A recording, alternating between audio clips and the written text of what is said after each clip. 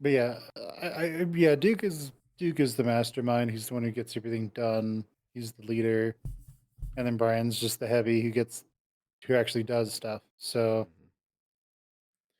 Speaking of yeah, Brian, yeah, I yeah, think we Brian both goes in Brian. Brian just goes in Brian. I mean, there's not a whole lot of discussion that needs to be taking place. Brian just goes in No, Brian. if you want someone to have forced um T word with you, then Brian is your go-to. I guess if someone's like a super masochist, then Brian would be great. And if they have like a thing where they want to have absolutely no personal agency whatsoever, then yeah, go with Brian.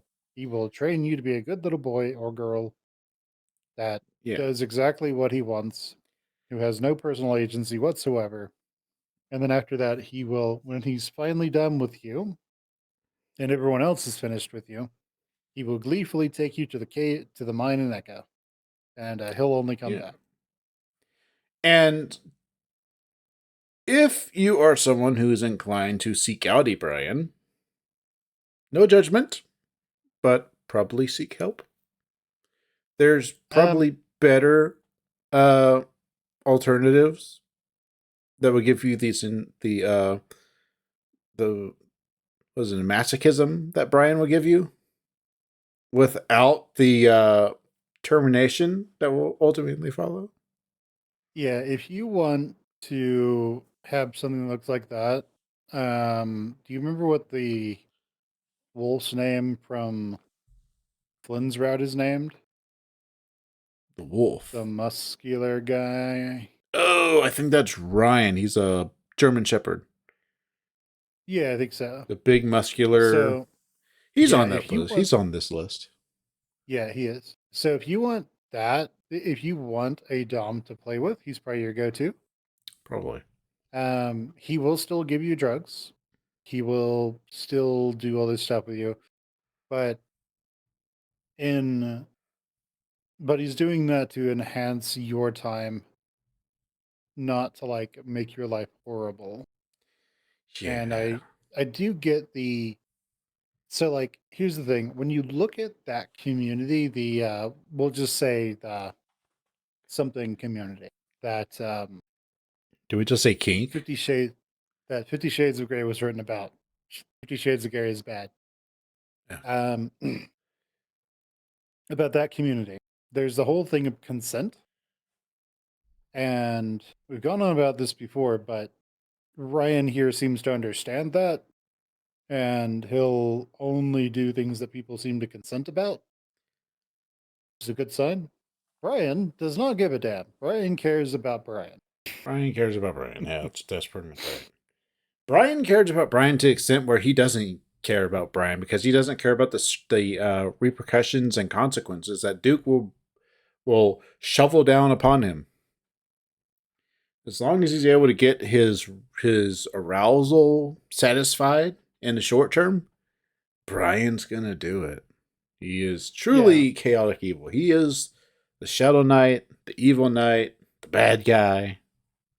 He, If we were to look at these, then Brian would be like the stereotypical, extremely dangerous sociopath archetype. uh huh. Um, the version we're going for there is basically the hyper violent, cruel, just like horrible, vile person. Like if you were to take like the Dark Tetrad now, like Brian would probably score high in many of them, except for Machiavellianism. Brian does not understand that at all. The Dark Triad is that the psychopath, dark empath, sociopath kind of thing? I think the Dark Empath is like the fourth part. Oh, okay. So But it was the Machiavellian. Dark Triad. Yeah, it was the Dark Triad. Now it's the Dark Tetrad. Okay. So Tetrad just means there's four sides now, four Okay. dimensions. So I think it goes. Yeah, I think it goes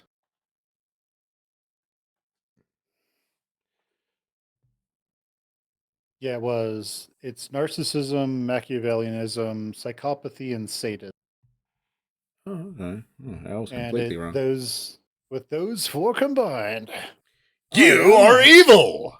exploitativism, manipulativism, and well, someone's exploitative nature, manipulative nature, and just otherwise harmful behaviors that show up.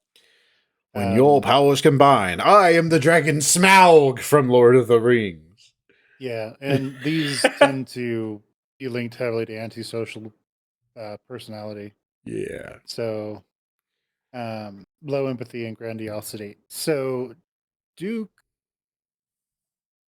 feels very narcissistic in that way, Mm-hmm. in that he is fairly confident they can control everything. Like Duke has hubris. Like that's the thing about Duke. Hubris is the idea that with your skills and your skills alone, and the skills of people who are at your disposal, you can solve any problem. Right. So Duke is the villainous version of that. I think he's also a sadist. He clearly has psychopathy. I think he's narcissistic, and he probably has ASPD to a degree. And then Brian, he's and Duke might also be a little Machiavellian, maybe a little bit, because he does sort of weasel his way in with Flynn's grandma. Brian though is just crazy. But Ryan, he seems like the kind of that isn't those things. So Ryan seems like the healthy version of what those could potentially look